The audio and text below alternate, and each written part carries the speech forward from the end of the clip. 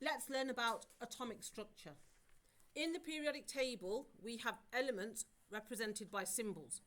If the symbol has two letters, the first letter is always capital, the second letter is lowercase. This is one symbol, Na. Na stands for sodium in the periodic table. Alongside the symbol for the element, so this is for a sodium atom. Alongside the symbol, we have two numbers, a large number and a small number. The large number is the mass number. The smaller number is the atomic number. Okay, and we can kind of think about the words mass and atomic to help us understand what these numbers represent. Now the mass, let's start with the atomic number. The atomic number gives us the identity of the atom. If the atomic number is 11, then the atom is a sodium atom. That's it.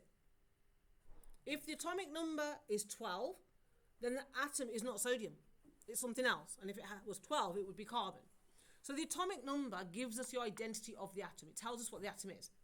And it also tells us the number of protons inside the nucleus. Okay. Now protons have a +1 charge. And the overall charge of an atom, so a sodium atom, the overall charge is 0. So if we've got protons with a +1 charge, and in the case of sodium we've got 11 protons in the nucleus, and we want the overall charge to be 0, then we need to have the same number of electrons to balance out that charge, because electrons have a minus charge. So if we have 11 protons, therefore we will need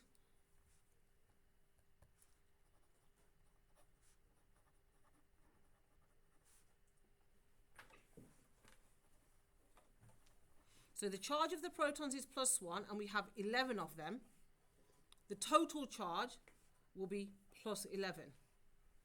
The charge on an electron is -1, and to balance out the +11 we will need 11 of them. That will give us a -11 charge, giving us an overall of a 0 charge. Therefore the number of protons is always not equal to the number of electrons, and we need to know that if we're going to draw the electronic structure.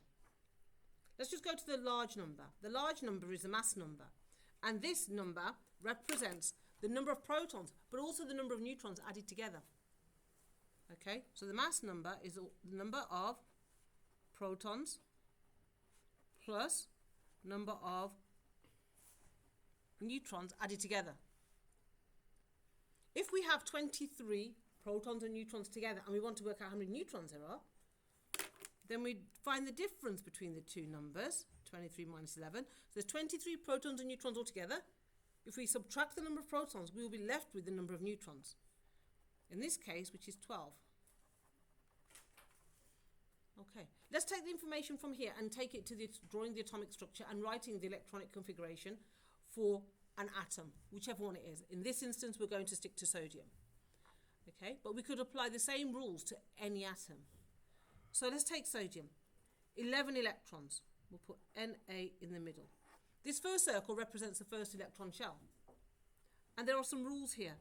The first shell can only have 2 electrons in it. No more. That's the maximum. In sodium, we've got 11 electrons. So let's put 2 in the first shell. Put 2 in the first shell. Got 9 left. Because I have 11. I've put 2 there, got 9 left. Of the 9 I have left, the next shell will start to be occupied by my electrons. Now my second shell can have a maximum of 8 electrons. So of the 9 I've got left, let's put 8 in here.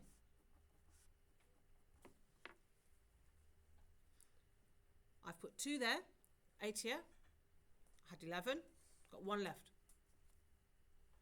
Okay?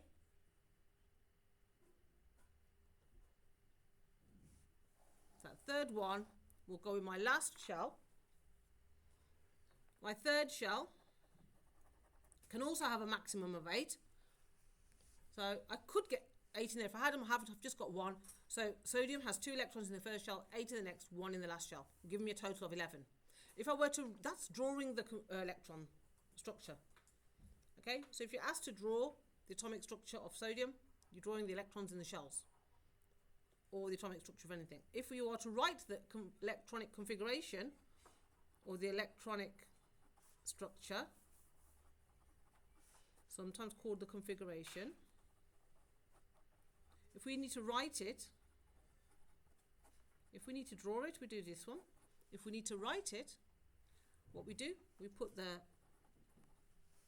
element, and then we just put the number of electrons in each shell with a comma in between. So we'll put 2 for the first shell, 8 for the second shell, and 1 for the last shell. So Na281, that would be the written electronic configuration for sodium. This would be the drawn configuration for sodium. Okay, let's take what we've learned and do the same again, but this time for 7,3 lithium. Press pause, have a go. When you've had a go, press play and see how well you did.